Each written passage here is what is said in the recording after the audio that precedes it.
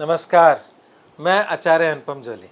अपने ज्योतिष में ग्रहों की श्रृंखला में इस बार एक ऐसा विषय लेकर आया हूँ जो आप सबके लिए बहुत काम का होगा। विषय है राहु और केतु, सबसे कठिन और सबसे चमत्कारिक। राहु केतु से लोग बहुत डरते भी हैं, पर ये इंसान को राजा भी बना सकते हैं।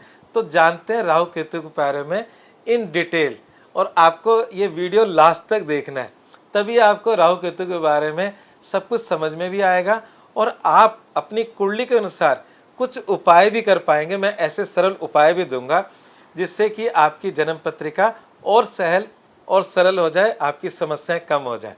तो चलिए शुरू करते हैं। पहले राहु केतु को जान लेते हैं। राहु केतु है क्या? जब देवासुर हमने सुना होगा संग्राम होता रहता है, असुर और देवताओं में युद्ध रहता है। तो पहले तो ये समझ लें असुर कौन है, और सुर मतलब देवता। संस्कृत में सुर का मतलब देवता होता है। तो जो लोग प्रकृति के अनुसार जीवन जी रहे हैं वो सुर में है, और जो सुर में नहीं है वो असुर है। तो संसार में सुर और असुर की का लड़ाई चलती रहती है, या कहीं ना कहीं सामंजस्य संसार में बना रहे, इसलिए इस प्रकार का युद्ध होता रहता है। तो असुर और देवताओं में बनती नहीं है। पर समुद्र मंथन जब करना था तो एक के बस की बात नहीं थी। तो तब दोनों ने साथ हाथ मिलाया और मिलकर इस समुद्र मंथन को अंजाम दिया। और समुद्र मंथन करना क्यों था?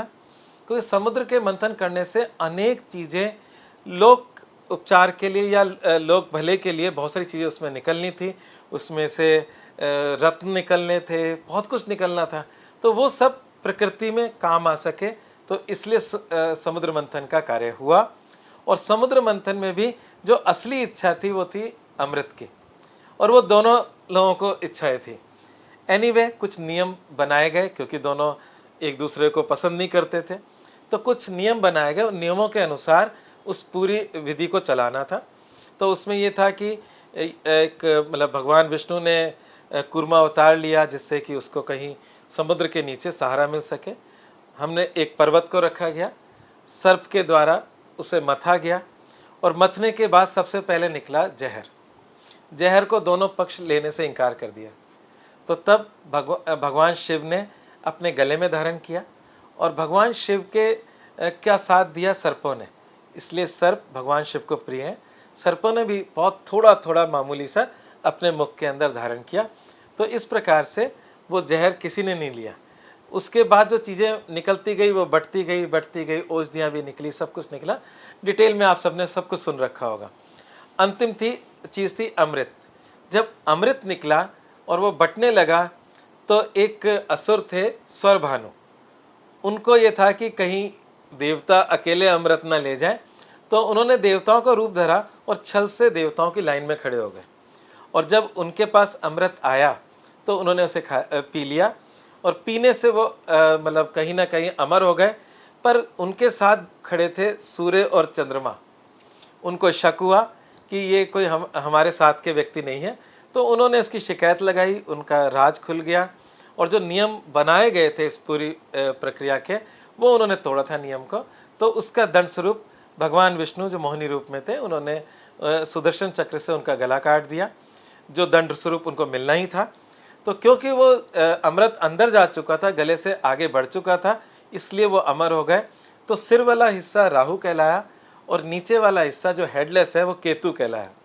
अब ये जो दोनों हिस्से हैं, ये बड़े आसानी से, ये हिस्सा नहीं होता, बड़े आसानी से अमृत लेते और निकल जाते। पर इनकी शिकायत किसने लगाई? सूर्य और चंद्रमा ने। तो इसलिए सूर्य चंद्रमा से लड़ने के लिए उनके पीछे भागे। तो कहते हैं कि जो आसमान में ग्रहण होता है, सूर्य ग्रहण और चंद्र ग्रहण, वो राहु केतु की वजह से होता है। तो आप लोगों ने साइंटिफिकली सुना होगा, सूर्य चंद्र और पृथ्वी एक सीध में आ जाते हैं, और एक चंद्रमा ढका जाता है तो चंद्र ग्रहण हो जाता है, सूर्य ढका जाता है तो सूर्य ग्रहण हो जाता है। तो राहु केतु इसमें क्या रोल करते हैं वो मैं आपको बताता हूँ। Rahu Ketu non existing planet है। जैसे पृथ्वी है जिस पे हम लोग रहते हैं, इसका एक अस्तित्व है, हम सब जानते हैं। हमने चंद्रयान चंद्रमा पे पहुंचाया, वहाँ उतरा, हमने वहाँ की तस्वीरें देखी। चंद्रमा का एक अस्तित्व है, सूर्य का भी अस्तित्व है। अभी भारत सरकार ने सूर्य के लिए भी एक यान भेजा है, क्योंकि वो अग्नि का गोला तो उसके पास तो जा नहीं सकता। तो एक कक्षा में स्थापित होकर उसके डेटास वो चेक कर रहा है, उस पर रिसर्च कर रहा है। तो कहने का मतलब यह है, चाहे अग्नि के गोले के रूप में या पृथ्वी के रूप में या चंद्रमा की धरती के रूप में, इन सब ग्रहों का एग्जिस्टेंस है। राहु केतु मायावी, क्योंकि वो असुर है हमारे पौराणिक कहानियों के अनुसार, तो ये नॉन एग्जिस्टिंग प्लेनेट है। ये सूर्य और चंद्रमा, अगर हम एस्ट्रोनॉमी की बात करें, ज्योतिष की बात करें, तो सूर्य और चंद्रमा के क्रॉसिंग पॉइंट्स हैं। तो जो पृथ्वी को अगर हम ज्योतिष में सेंटर इसलिए मान लेते हैं, सेंटर सूर्य होते हुए भी हमारे सौरमंडल का, पृथ्वी को इसलिए मान लेते हैं कि हम सारे ग्रहों का असर पृथ्वी पे देखते हैं, क्योंकि हम पृथ्वीवासी हैं। अगर मंगलवासी होते तो मंगल को सेंटर बना लेते। तो पृथ्वी पर के रिस्पेक्ट में जो चंद्रमा का पाथ है और सूर्य का पाथ है, उनका क्रॉसिंग पॉइंट जो नॉर्थ नोड है ऊपर का जो है वो राहु, और जो बिल्कुल 180 डिग्री पे जो नोड बनता है वो है केतु। और ये एंटी क्लॉकवाइज मतलब पीछे की तरफ मतलब शिफ्ट होके चलता है।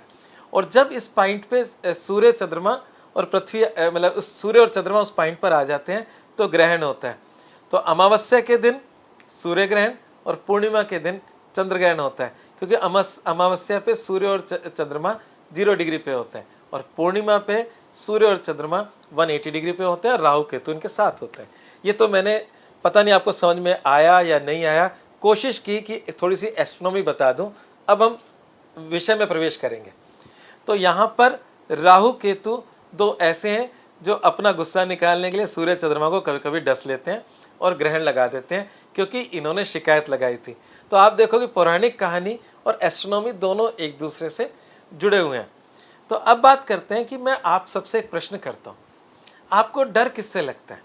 देखो वैसे हम लोग जब कमज़ोर होते हैं तो डरते ही हैं हर किसी से। अगर आपका किसी से झगड़ा हो जाए तो एक डर तो होगा, स्वाभाविक है। वो अगर आपसे भारी व्यक्ति हो, पर वो भारी है या हल्का है ये तो आपको पता ही लग जाएगा। पर अगर आपका झगड़ा किसी भूत प्रेत से हो जाए तो उससे कैसे लड़ोगे? उसका तो कोई विजिटिंग कार्ड नहीं है। आप लड़ तो जिस जो अस्तित्व है उसी से लड़ सकते हो ना। तो Rahu Ketu non existing planet होने की वजह से इन राहु केतु की के जो प्रॉब्लम्स हैं वो भी इसी प्रकार से आती हैं। तंत्र मंत्र जादू टोना रोक टोक नजर इत्यादि, जिनका कोई अस्तित्व नहीं है पर हमारे जीवन में होती हैं। आज आप कोर्ट के अंदर इनको साबित नहीं कर सकते, कोर्ट की कोई धारा नहीं है इनके खिलाफ, ठीक है ना। तो अगर कोई व्यक्ति किसी के पीछे चाकू लेके दौड़ रहा है तो उस पर कई धाराएं लग सकती हैं, परंतु कोई तंत्र मंत्र की बात है तो उस पर कोई धारा नहीं लग सकती, क्योंकि उसका कोई वैलिडिटी नहीं है। तो राहु केतु इसी प्रकार की चीज़ें हैं जिनकी जो आसमान में उपलब्ध नहीं है पर फिर भी उपलब्ध है, ग्रहण भी बनाते हैं और हमारे जीवन पे असर भी करते हैं। हमारे 27 नक्षत्रों में 3 नक्षत्रों के स्वामी राहु हैं, 3 नक्षत्रों के स्वामी केतु हैं। तो इस प्रकार से नक्षत्रों के स्वामी हैं। दशाओं में राहु की 18 साल दशा और केतु की 7 साल दशा आती है। तो जब हम जीवन जीते हैं, राहु की 18 साल दशा हम भुगतते हैं। किसी को कोई राहु किसी को राजा बना देता है, किसी को रंग बना देता है। तो यही तो खूबी है राहु केतु की। तो राहु केतु हमारे जीवन में पूरा असर डाल रहे हैं और उनका एग्जिस्टेंस नहीं है। तो इसलिए राहु केतु में इस प्रकार की सारी बातें आती हैं। अगर ये राहु केतु करियर से संबंधित हो जाए तो ऐसा व्यक्ति तांत्रिक भी हो सकता है, अगर 8वां घर गुप्त विद्याओं का होता है। ऐसे राहु केतु के बहुत सारे प्रयोग हैं, बहुत सारी बातें हैं। तो हम बिना देरी करे, ये जो कॉमन फीचर थे राहु केतु के, तंत्र मंत्र जादू टोना रोक टोक नजर भूत प्रेत, इससे हटकर एक एक ग्रह को हम लोग लेते हैं। तो मैं पहले राहु को लेता हूँ। राहु के पास पूरा सिर है और केतु के पास पूरा सिर मतलब हेडलेस है, बिना सिर के शरीर है। तो ये खूबी भी इनके जीवन इनके इन ग्रहों में आ जाती है। तो राहु के पास दिमाग है तो राहु षड्यंत्र का कारक है, राहु राजनीति का कारक है, राहु भ्रम का कारक है और राहु जहर का कारक है। जहर क्यों? भारतीय ज्योतिष में राहु को सर्प का मुख का है और केतु को सर्प की पूंछ का है। इंग्लिश में राहु को ड्रैगन्स हेड का है और केतु को ड्रैगन्स टेल का है। इंग्लिश में एक नाम और है, नॉर्थ नोड राहु को बोला, साउथ नोड केतु को बोला।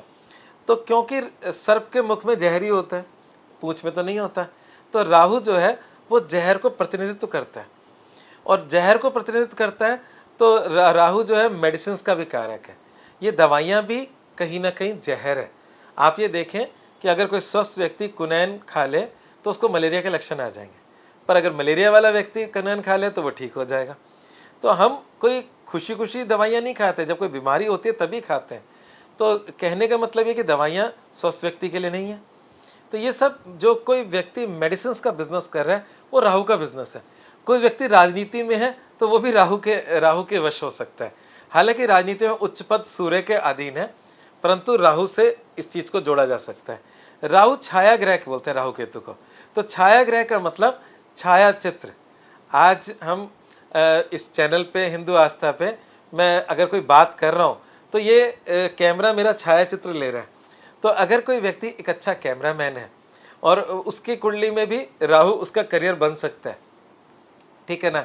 अगर कोई व्यक्ति मेडिसिन का काम कर रहा है तो उसका भी राहु हो सकता है। इस प्रकार से आप समझें, अगर कोई व्यक्ति मेडिकल में है और मेडिसिन के अलावा अगर कोई उसका करियर होता है तो वह रेडियोलॉजी, रेडियोलॉजी में राहु इंपॉर्टेंट प्लेनेट है। तो ऐसे अगर हम देखें तो राहु के बहुत सारे काम हैं और वो व्यक्ति को इंटेलिजेंट बनाता है। वास्तु के अंदर राहु जो है वो साउथ वेस्ट का कारक है। अब ये साउथ वेस्ट राहु का है तो इसमें लोगों का ये रहता है कि ये कमरा तो मेरे पास होना चाहिए। आपको मज़ेदार बात बताता हूँ, आज मैं बिल्कुल रियल और सही बात बता रहा हूँ।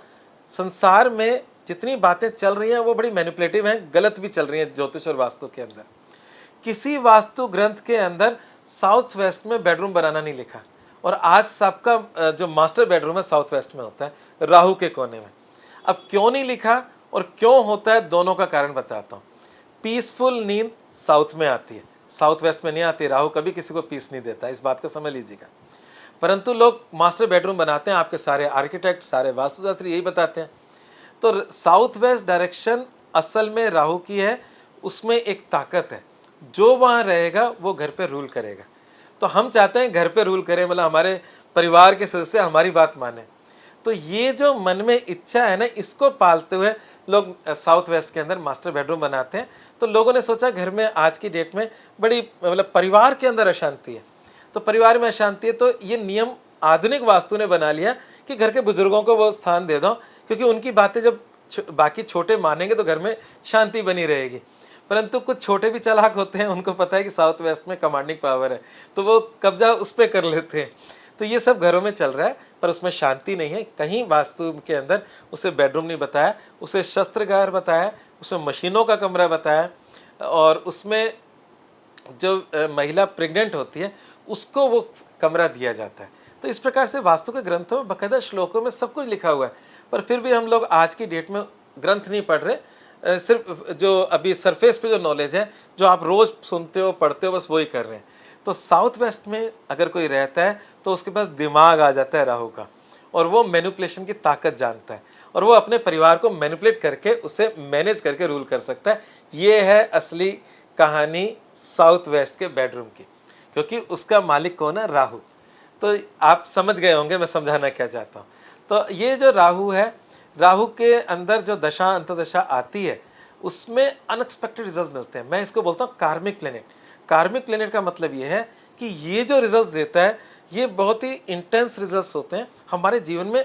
वो घटनाएं अचानक से घटती है, वो अनएक्सपेक्टेड होती है। जैसे एक एग्जाम्पल के लिए, मैंने एग्ज़ाम दिया और मुझे पूरी उम्मीद पास होने की थी और मैं पास नहीं हो पाया। दूसरा, मैंने एग्ज़ाम दिया, मुझे कोई उम्मीद नहीं थी पास होने की, मैं पास हो गया। ये दोनों ही बातें अनएक्सपेक्टेड है। तो राहु केतु क्योंकि उल्टे चलते हैं तो इनको वक्री ग्रह का, ये कभी सीधे नहीं चलते, सदैव उल्टे चलते हैं। और सूर्य चंद्रमा सदैव सीधे चलते हैं। और जो बाकी ग्रह हैं वो कभी कभी वक्री होते हैं। तो हर एक की कुंडली में, किसी किसी कुंडली में वक्री ग्रह मिलते हैं। तो वक्री ग्रहों को कार्मिक कहते हैं, और वो हमारे जीवन में स्पेशल काम करते हैं, रिजल्ट देते हैं। तो इसलिए राहु केतु का भय होता है बाकी ग्रहों से ज़्यादा, क्योंकि एक तो ये पापी ग्रह है, मतलब हमारे ग्रह भी दो प्रकार के, सौम्य और पापी। सौम्य का मतलब सोफिस्टिकेटेड, और पापी का मतलब जैसे असुर है तो पापी होगा।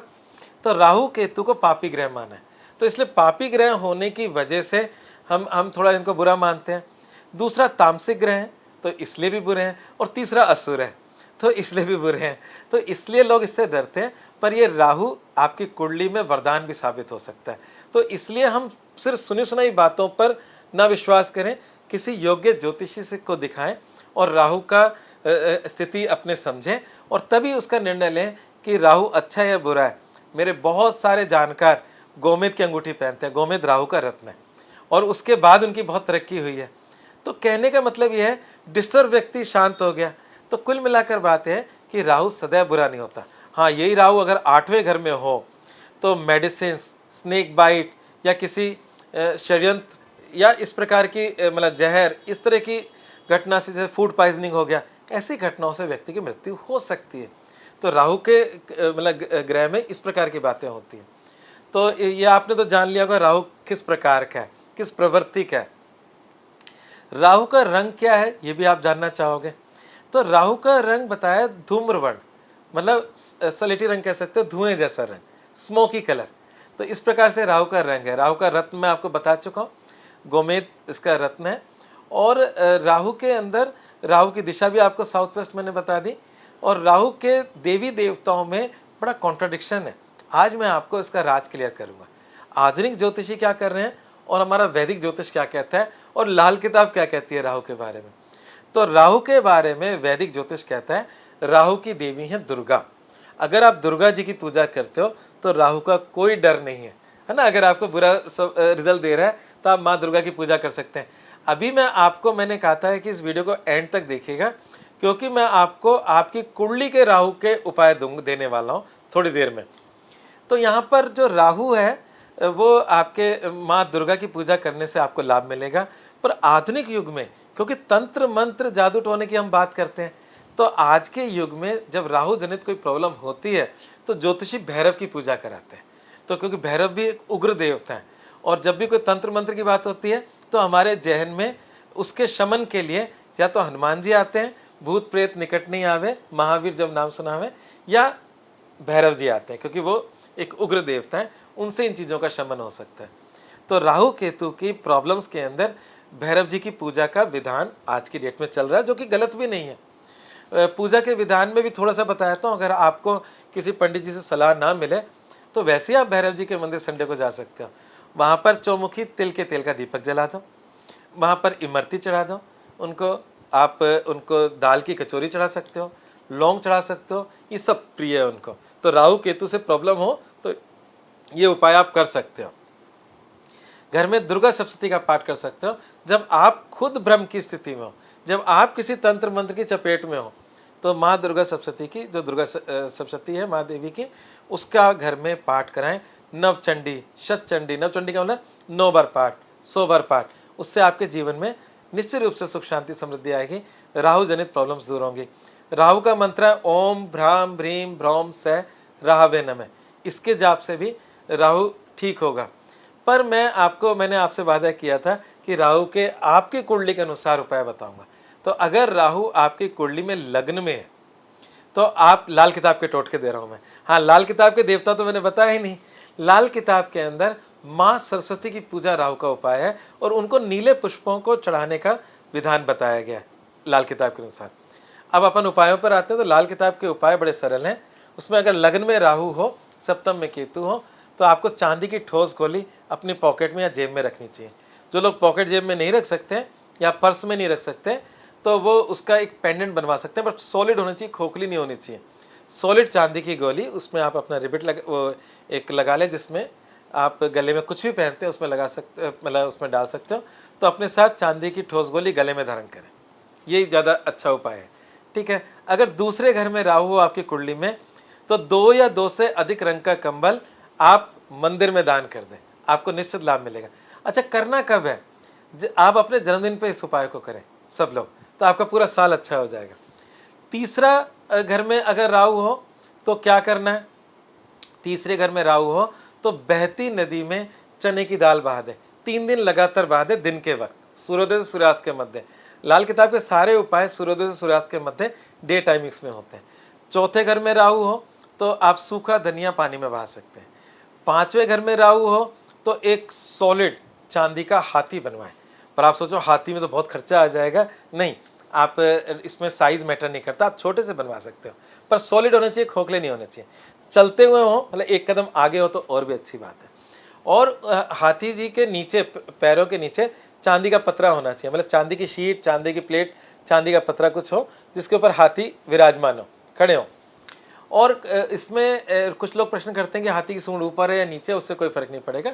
सूंड ऊंची और नीची दोनों हो सकती है। ऊंची का मतलब वो थोड़े से एग्रेसिव लोग मान लेते हैं, नीचे को शांत मान लेते हैं, पर ऐसी कोई दिक्कत नहीं है, किसी प्रकार का हाथी हो सकता है। तो चांदी का ठोस हाथी 5वें घर में राहु होने पर रखें।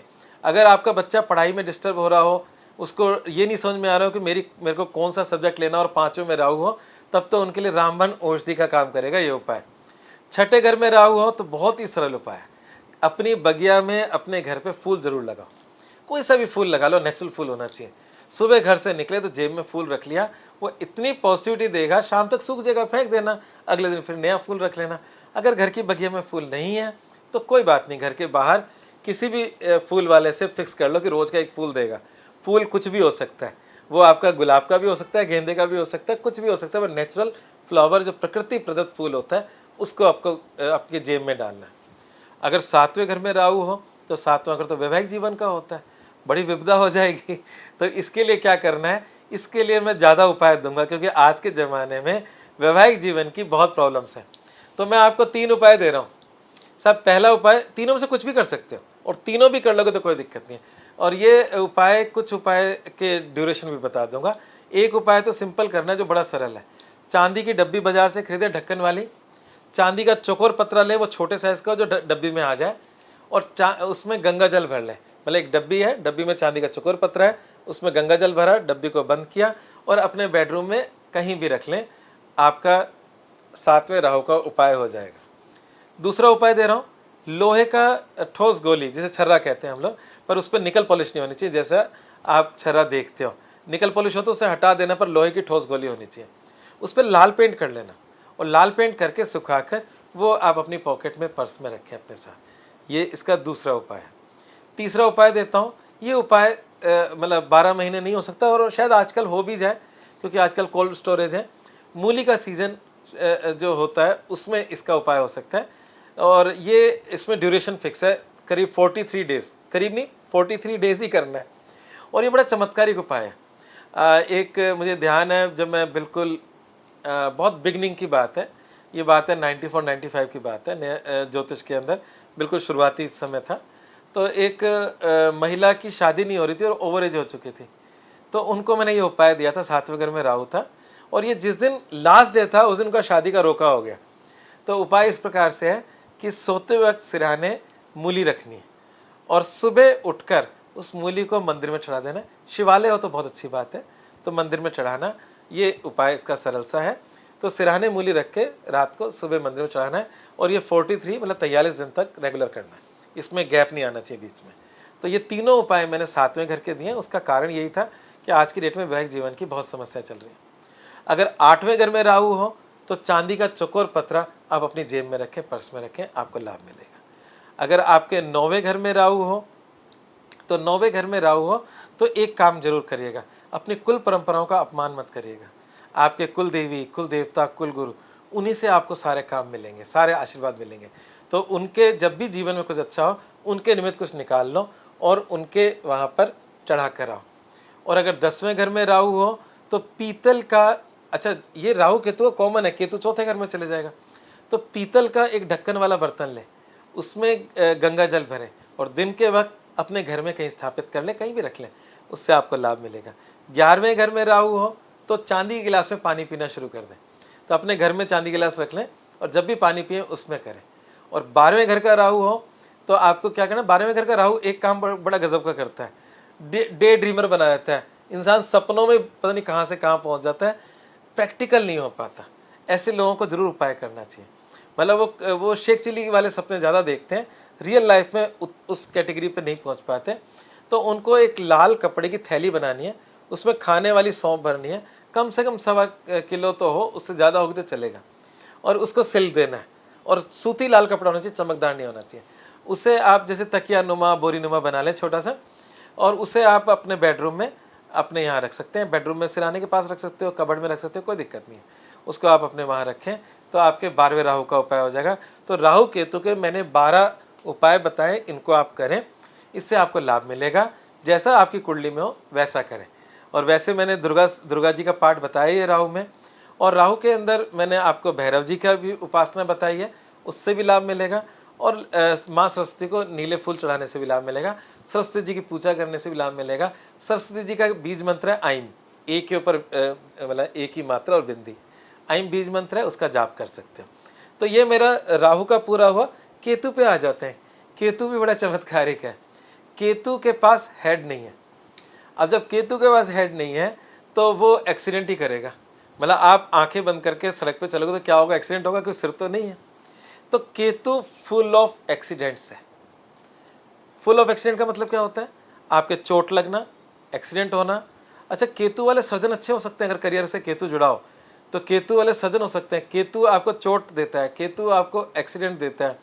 केतु लग्न में है तो सिर पे चोट का निशान होगा।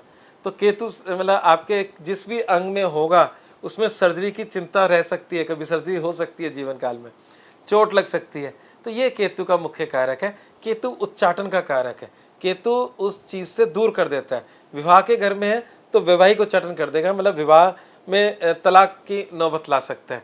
तो मतलब संबंधों में दूरी ला देगा। तो केतु जिस चीज़ से जुड़ता है उससे दूरी कर देता है। पर केतु पापी भी है, केतु तंत्र मंत्र से भी जुड़ा हुआ है, केतु उच्चाटन का कारक भी है। पर केतु को फिर भी एक बहुत ही शुभ शब्द कहा गया है, मोक्ष कारक, जो राहु को नहीं कहा। तो ये एक राहु और केतु में विशेषता है। राहु तो ज़्यादा कह सकते हैं कि आसुरिक शक्तियाँ लिए हुए हैं, क्योंकि उसके पास सिर है। केतु का सिर नहीं है। तो जिन लोगों का केतु लग्न में है, they are very intuitive person, मतलब उनके यहाँ उनके पास इंट्यूशन पावर अच्छी होगी, क्योंकि सिर नहीं है तो सिर्फ इंट्यूशन पावर है। तो केतु इंट्यूशन पावर देता है। तो केतु को मोक्ष का कारक कहा है। तो यहाँ पर अगर किसी कुंडली में 12वें घर में केतु हो तो ज्योतिष में कहा है कि ये उसका अंतिम जन्म है, ये मोक्ष को जाएगा। हालांकि मृत्यु के बाद किसी ने देखा तो और भी योग होते होंगे, पर एक योग, सिंपल योग ये है कि केतु मोक्ष का कारक है। यहाँ पर एक चीज़ और बोल सकते हैं हम लोग कि जब समुद्र मंथन हुआ तो देवता थोड़े मतलब जब नियम बन रहे थे तो देवता जो चाहते थे वो कुछ करा लेते थे असुरों से। तो देवताओं ने कहा कि सर्प के मुख की तरफ हम होंगे, पूंछ की तरफ आप सब असुर हो जाओ। तो असुरों को लगा कि शायद मुख में फ़ायदा है, तो उन्होंने कहा ऐसे कैसे हो जाओ, हम तो सर्प का मुख लेंगे, आप ले लो पूंछ। तो पूंछ की तरफ सारे के सारे देवता थे। तो इसलिए राहु केतु में एक बेसिक डिफरेंस है। राहु का मतलब मुख, तो उसमें सारे असुर हैं, और केतु का मतलब पूंछ, तो पूंछ पे सारे आपके जो है वो है आपके देवदास। तो ये राहु केतु का रोल है। अच्छा, राहु केतु और क्या क्या कर सकता है। कुंडली में पितृदोष भी राहु केतु के वजह से बनता है। ग्रहण योग आसमान में राहु केतु की वजह से बनता है। आपके मतलब तंत्र मंत्र बाधा संबंधी दोष भी राहु केतु से बनते हैं। और राहु केतु मतलब इन सब उन दोषों में शामिल है जो हमें पितृदोष को भी हम लोग प्रूफ नहीं कर सकते, तंत्र मंत्र को भी प्रूफ नहीं कर सकते। इस प्रकार के दोषों में राहु केतु का रोल आता है। राहु केतु किसी भी प्रकार से सूर्य और चंद्रमा से जुड़ते हैं तो भी पितृदोष हो सकता है। राहु आपके सेकंड हाउस में हो, कुटुंब भाव में हो तो भी पितृदोष हो सकता है। 5वें घर में हो तो भी पितृदोष होने की संभावना है। तो कुल मिलाकर बात है कि हालांकि और भी कॉम्बिनेशन होते हैं, पर एक हल्का सा एक कॉम्बिनेशन बताया कि इस प्रकार की संभावना देता है। तो केतु ध्वज का कारक है। तो केतु ध्वज का कारक है। तो जब आपका केतु पीड़ित हो तो आप मतलब अगर केतु मंगल के साथ बैठा हो तो हनुमान जी के मंदिर में आप श्री राम की तिकोनी लाल श्री राम लिखा हुआ लाल पताका चढ़ाया हो, बहुत हद तक लाभ मिल जाएगा, क्योंकि दोनों विस्फोटक हैं। तो केतु कहाँ बैठा है, किसके साथ बैठा है, उस प्रकार की ध्वजा या पताका मंदिर में चढ़ाने से आपको लाभ मिलेगा। तो केतु का एक सरल उपाय आपको दे दिया। दूसरा, राहु को मैंने क्या बताया था आप लोगों को, नहीं अभी नहीं बताया, वो मैं बता देता हूँ। राहु के अवतार जो हैं वो वराह अवतार है, और केतु के अवतार कौन है, मत्स्य अवतार। ये बड़ा गजब की चीज़ है। वराह सुअर को का है और मत्स्य मछली को का है। तो राहु के अंदर अगर आप सुअर को भी कुछ खाने को डालते हैं तो राहु का उपाय है, और अगर मछलियों को दाना डालते हो तो वो केतु का उपाय है। और केतु के अंदर लाल किताब के अनुसार चिड़िया, कबूतर और डॉग, कुत्ता, ये सब केतु के अंदर आते हैं। तो अगर आप कुत्ते को रोटी दे रहे हो, चिड़ियों कबूतरों को जवार का दाना डाल रहे हो, इस प्रकार से कर रहे हो, तो ये राहु केतु के अच्छे उपाय हैं। केसर का तिलक लगाना केतु का अच्छा उपाय है। तो कुल मिलाकर बात यह है कि केतु के अंदर आप थोड़ी चैरिटीज़ कर सकते हैं। केतु में आप कुष्ठ रोगियों को सेवा करके भी अपना केतु ठीक कर सकते हैं। केतु क्योंकि स्किन का भी कारक है, और केतु चोट का कारक तो मैंने बताया ही आपको। केतु का रत्न लहसुनिया है, लहसुनिया इसका रत्न है। और केतु की दिशा 8 दिशाओं में, तो राहु केतु को एक साथ साउथ वेस्ट में ले लिया। पर मेरा कुछ और मानना है, जब कोई भी हम पूजा करते हैं या कोई भी तंत्र साधना करते हैं तो हम 10 दिशाओं को बंद करते हैं। तो 10 दिशाओं को बंद करते हैं तो केतु जो आपकी हॉरिजॉन्टल जो आकाश और पाताल की दिशा है, मैं उसमें केतु केतु केतु की दिशा मानता हूँ। तो इस प्रकार से ये राहु केतु का एक शॉर्ट में मैंने चाहा कि आप लोगों को उसके डर से, भय से मुक्त कर दूं।